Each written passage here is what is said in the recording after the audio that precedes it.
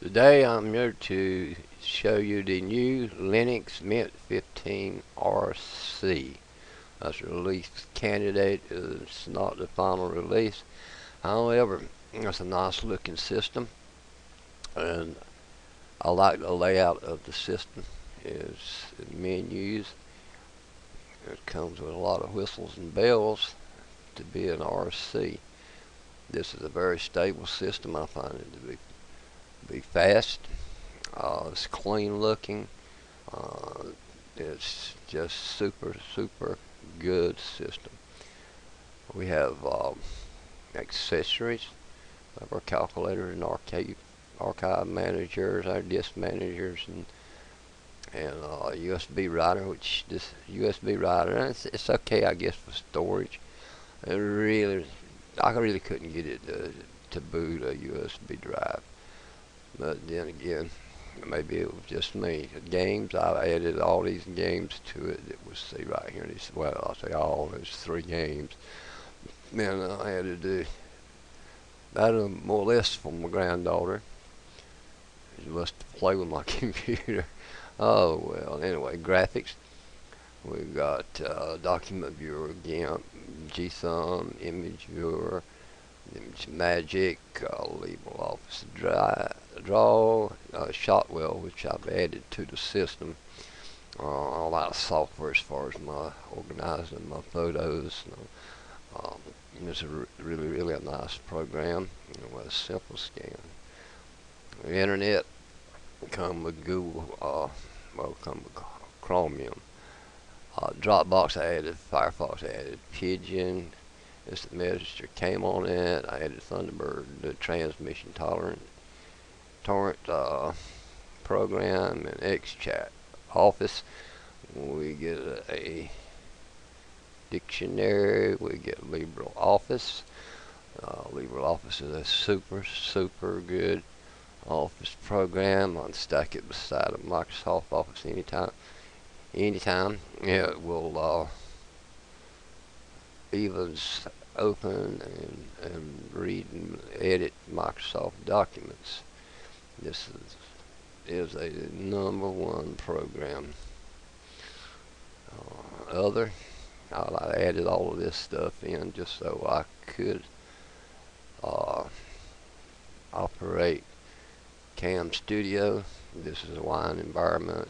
It's a Windows environment. And it does a good job. It don't run everything, but it does a good job. And sound and video, we have Banshee. Banshee's good. Brazo, K3B, I added that. I really look K3B. I use that for writing on all my systems. Kazam, jury's out on that one. Caden Live, Netflix, desktops I've added because once in a while I do like to watch a Netflix on my computer, and it works really well.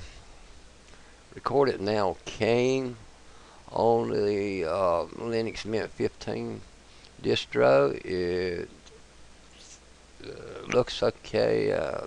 Really didn't like the way it operated, so I put in recording my desktop, which is what I'm operating on right now, and it really does a good job. I've used it on other distros, and I guess it's just a matter of preference. Videos to play movies. We got our system tools. Now, as you can see, we got our dev package installer, a system monitor, terminal, a whole bunch of programs there, probably more than you really ever need, but they done a really great job on this. You notice I've got a UNet booting. It's also a USB boot writer for USB sticks. This I use all the time. It doesn't matter what system I'm on. That's what I use if I've got to make a flash drive to boot. This is it. It's a #1 program. does work, and it works great. Administrative tools, apps on CD. That is a good program. And what it does is all the applications you've got installed on your distribution, it will actually back them up to a DVD. But now, backs them up, it'll make a restore this, but it does not. It'll put them back on it in your root directory, but you have to do a little bit more to get them to install. But it is good. It saves you. I've used it a time or two, and I really liked it. You got a backup tool, and log in, where you can configure login printers, software manager. That's their software center. I really don't. I really had a little problem with this one. It's kind of buggy. I like Synaptics better, but this one is buggy.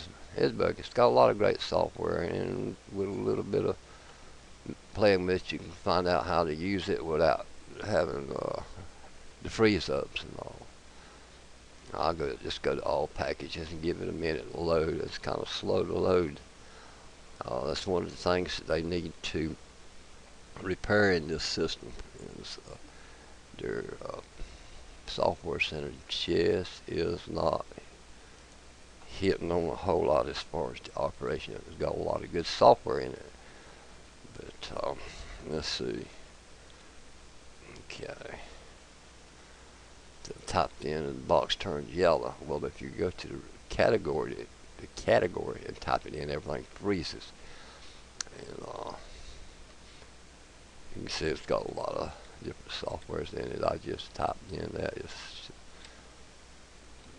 to show you how it operates, how I operate it, rather than going to the categories, because the categories just not hitting on it. It'll freeze up every time if you type in. Then you got to go out and restart the program. I use Synaptics. Package manager. Let's see. I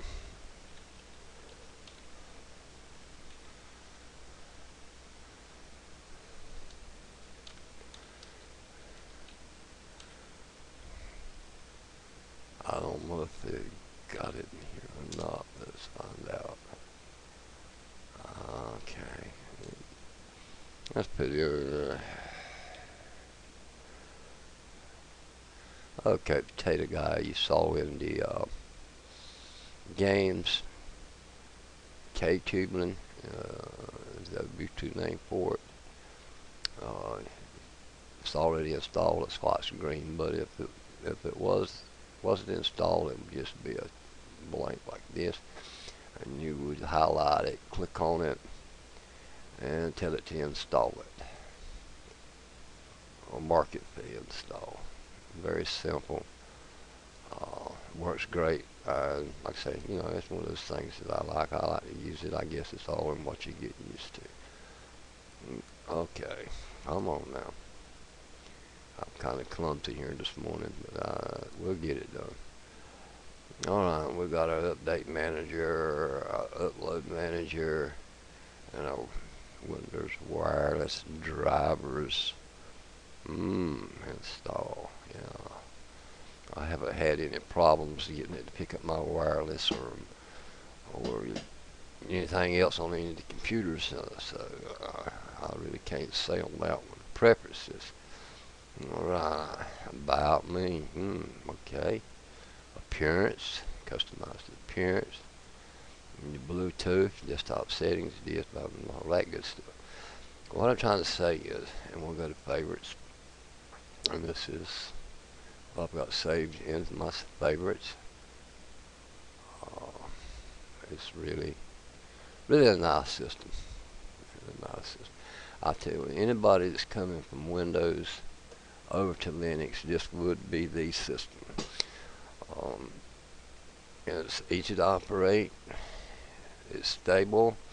And it's a good solid system, and it looks good. This is one of the backgrounds that comes in their wallpapers. Let's see. And as you can see, they've got a nice selection of wallpapers, backgrounds. And you can change the theme. You can change your fonts. That's just loaded with features. They say it's an RC, a release candidate. It's going to be interesting to see what the final version is going to be. I think that this is close to the final version. And like I say, I added stuff to it because there's a lot of things I use that probably the average user won't use. I demand a lot out of my system, and there's a lot of things that I'll probably still add to it.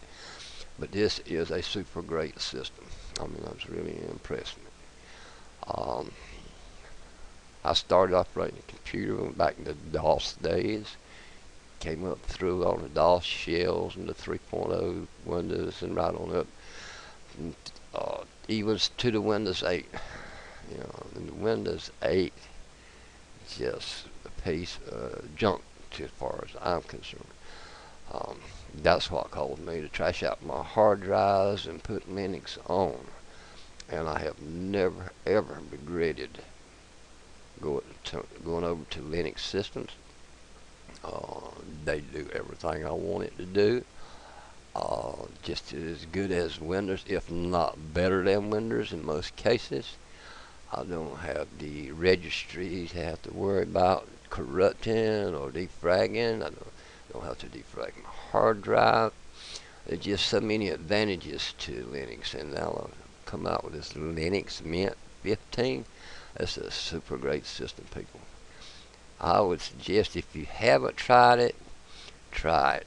What you're looking at now is an actual install on a hard drive on my computer. But if you don't want to install, you just want to try it, you can get a live CD and burn your live CD and boot from your disk drive or even a flash drive. You can boot up. You have the opportunity to try it. And if while you are booted up trying it, you decide that, well, I like this system, I like to install it. You can install it straight from the disk while you boot it up, and it's an easy install. It's a really easy install. I had no problems with it, so I'd give it a shot. I believe you'd like it. When they come out with the final releases, I can't say what they're planning, but I'm quite sure that they will come out with the KDE and the FCE and all that, but which is all good systems. It's just a different interface, different menus, and but I would give it a shot. Here we are on Linux, on Distro Watch. This is the Linux Mint, and it's easy to get the live CD. Just go to Distro Watch and click on the distribution and come down and download your live CD. I actually went to the site myself and downloaded the distro because I needed a 32-bit distro.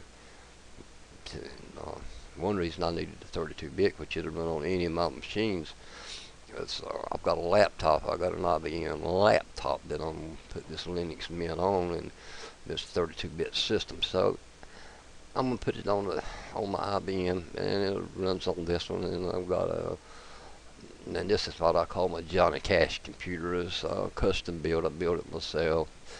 Bits and pieces from here and there. It runs really good. But then we got an HP.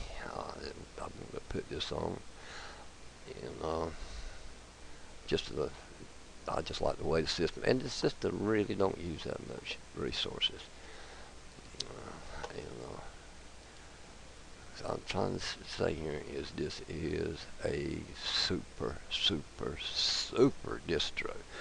I've tried like probably 100 different distros. I've got stacks and stacks of Linux distros sitting up on my desk, and it's just this one has really impressed me.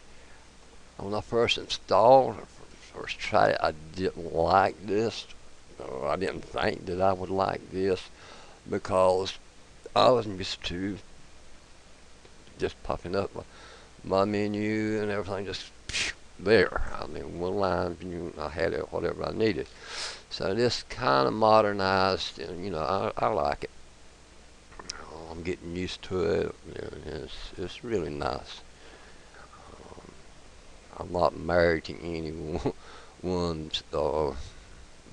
KDE or what have you. I like this. Don't think a lot of the systems that Linux has put, some of the Linux people are putting out now has icons spattered across the desktop and everything. And I get looking at it and I say, what in the world? Tell me Linux is not trying to be another Windows 8. I mean, that's what it look like. This one is custom clean menus. I just love it. Give it a try, and if you don't like it, let me know about it. Alright, folks, I'm going to wind this up with my ramblings, such as it is, and I'm not really used to all this reviews, but I'm going to tell you what, this is something that, if you want a good system, this is it. That's just something that I build for people, Okay. Alright, well, I do appreciate you listening to my ramblings, and I will catch you on the next vid.